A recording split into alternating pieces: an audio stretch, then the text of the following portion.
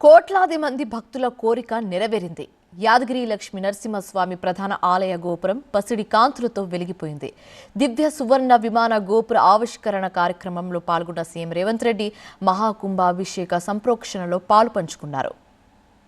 భక్తుల కొంగు బంగారమైన యాదగిరిగుట్ట లక్ష్మీ నరసింహస్వామి ప్రధాన ఆలయ గోపురం సువర్ణ శోభ సంతరించుకుంది. దివ్య సువర్ణ విమాన గోపురాన్ని ఆవిష్కరించారు సీఎం రేవంత్ రెడ్డి. మహాకుంభాభిషేకంలో రేవంత్ దంపతులు పాల్గొన్నారు. పీఠాధిపతి మధుర కవి రామానుజీయర్తో కలిసి సంప్రోక్షణ కార్యక్రమంలో పాలుపంచుకున్నారు. 108 కలశాల్లో 40 జీవనదుల నుంచి సేకరించిన పవిత్ర జలాలతో సంప్రోక్షణ క్రతువును నిర్వహించారు. మహాసంప్రోక్షణ అనంతరం బంగారు రాజగోపురాన్ని లక్ష్మీ నరసింహస్వామికి అంకితం చేశారు.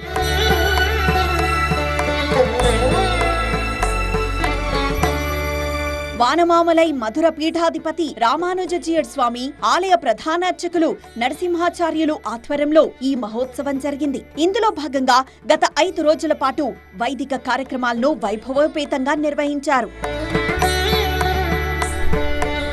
50.5 అడుగుల ఎత్తు, 10,857 అడుగుల వైశాల్యమున్న రాజగోపురాన్ని 68 కేజీల బంగారంతో తాపడం చేశారు. ఆలయ ప్రధాన రాజగోపురానికి నానో టెక్నాలజీతో బంగారు రేకుల తాపడం చేశారు. గోల్డ్ ప్లేటింగ్ తయారీ, అమరిక పనులకు 8 కోట్లు వెచ్చించారు. మార్చి 1 నుంచి జరిగే స్వామివారి వార్షిక బ్రహ్మోత్సవాలకు ముందే స్వర్ణ విమాన గోపురం ప్రతిష్టాపన పనులు పూర్తి చేశారు. దేశంలో అత్యంత ఎత్తైన స్వర్ణ గోపురం కలిగిన ఏకైక ఆలయంగా యాదగిరిగుట్ట ప్రతిష్ట మరింతగా విరాజిల్లబోతోంది.